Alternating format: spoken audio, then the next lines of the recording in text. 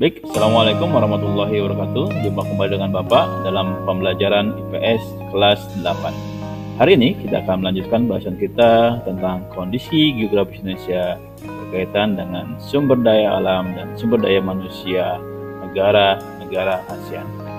Simak penjelasan berikut ini. Selamat menyaksikan. Baik, marilah kita sama-sama membaca basmalah. Bismillahirrahmanirrahim. Tujuan pembelajaran.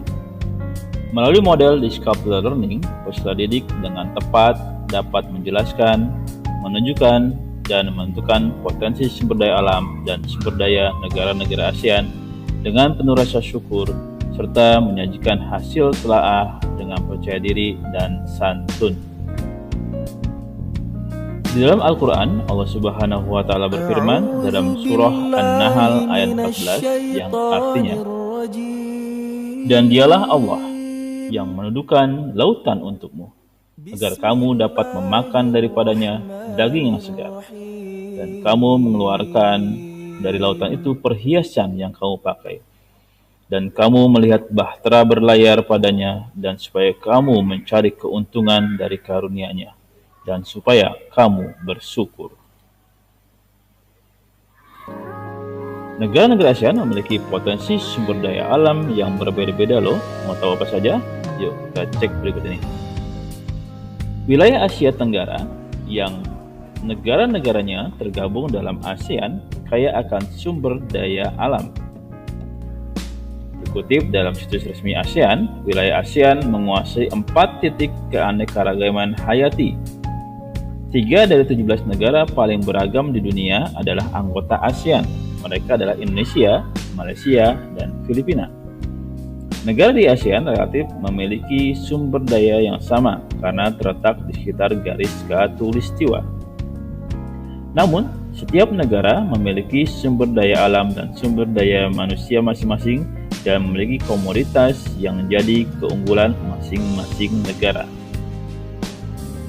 Berikut penjelasannya. Indonesia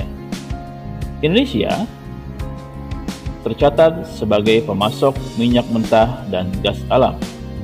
Selain itu, Indonesia juga pengekspor utama karet, kopi, coklat, ikan, dan minyak kelapa sawit. Indonesia juga memproduksi gula, teh, tembakau, kopra, dan rempah-rempah. Populasi jumlah penduduk Indonesia pada tahun 2016 sekitar 261 juta jiwa. Jumlah penduduk Indonesia ini terbesar keempat di dunia. Sangat banyak sekali ya. Brunei Darussalam. Penduduk asli Brunei Darussalam adalah orang Melayu. Perekonomian Brunei hampir seluruhnya bertumpu pada cadangan minyak dan gas alamnya. Untuk kebutuhan barang dan pangan, Brunei harus impor dari negara lain. Sektor pertanian pun Brunei memiliki sumber daya alam berupa kelapa, kelapa sawit, dan karet. Lanjut, Malaysia atau negara jiran, negara tetangga kita. Perekonomian Malaysia berubah berkat dekade 1970-an berkat ekspor bahan mentah. Sumber daya alam yang jadi andalan Malaysia adalah karet dan timah. Dengan persentase sebanyak 50,4%, Malaysia memiliki atau adalah suku Melayu. Penduduknya sekitar 31 juta jiwa. Singapura. Sejak pertama merdeka, Singapura telah menjadi pintu masuk perdagangan Inggris. Singapura sangat aktif dalam investasi dari perusahaan multinasional asing. Sektor jasa dalam negeri utamanya adalah telekomunikasi dan keuangan. Jumlah penduduknya Malaysia sekitar 5.600.000 jiwa. Kalau dibandingkan dengan Indonesia, sangat sedikit ya. Oke, kita lanjut. Berikutnya adalah Thailand. Thailand masih menjadi salah satu pengekspor beras terbesar di dunia. Thailand juga kaya akan produksi pangan, karet, jati, dan timah untuk ekspor. Sekitar 68 juta jiwa. Penduduk Thailand didominasi oleh etnis Thailand asli dan juga etnis lainnya seperti Tionghoa, Melayu Mon-Khmer yang tinggal di Thailand.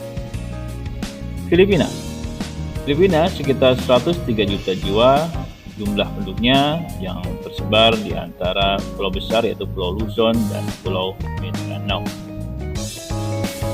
Sedangkan perekonomiannya seperti Indonesia, Filipina adalah negara agrikultur atau pertanian. Perekonomiannya bertumbuh pada tebu, beras, kelapa, pisang, jagung, dan nanas. Komoditas lainnya yakni mangga, jeruk nipis, pepaya, kopi, tembakau, dan serat. Kita lanjut. Myanmar. Permasalahan Myanmar saat ini adalah permasalahan fungsi Myanmar yang ingin mencari suaka politik ke negara-negara ASEAN. Penduduk Myanmar terdiri dari beberapa kelompok etnis. Kelompok terbesar adalah etnis Burma yang menempati wilayah sekitar Sungai Irrawaddy. Sedangkan pertanian menjadi penghasilan utama rakyat Myanmar. Separuh hasil pertanian di Myanmar adalah beras. Laos. Perekonomian Laos bergantung pada pertanian. Produksi utamanya adalah beras. Selain itu, Laos juga menghasilkan ubi, tebu, jagung, tembakau, kopi, dan buah-buahan. Sedangkan pertumbuhan penduduk di Laos memang tidak terlalu tinggi. Penduduk Laos terdiri atas beberapa etnis, di antaranya etnis Laos, Mon-Khmer, dan Yao. Kita lanjut. Kamboja. Dua komoditas utama Kamboja yakni beras dan karet. Selain itu, Kamboja juga memproduksi ikan, buah, sayur, dan daging. Sekitar 15,76 juta jiwa dengan etnis Khmer sebagai penduduk mayoritasnya. Kamboja juga memiliki etnis lain, ada etnis Vietnam, etnis Tiongkok, dan Muslim Cham. Selanjutnya, Vietnam. Populasi penduduknya sekitar 85% merupakan etnis Vietnam. Sisanya yaitu Tiongkok, Mong Thai, Khmer, Cham, dan Mon Tac Nart atau masyarakat yang ada di bukit. Sedangkan penghasilan atau sumber daya alamnya, Vietnam kaya akan sumber daya laut. Vietnam unggul dalam ekspor udang, cumi, kepiting, dan lobster. Sektor pertaniannya didominasi oleh beras. Selain itu juga ada tebu, singkong, jagung, ubi, dan kacang-kacangan. Wah, ternyata kondisi negara-negara di ASEAN sangat beragam ya. Kita tidak boleh iri dengan kelebihan yang dimiliki oleh negara lain. Sebaliknya, kita harus menjadikan itu motivasi untuk membangun Indonesia agar menjadi lebih baik lagi. Yuk, semangat belajarnya.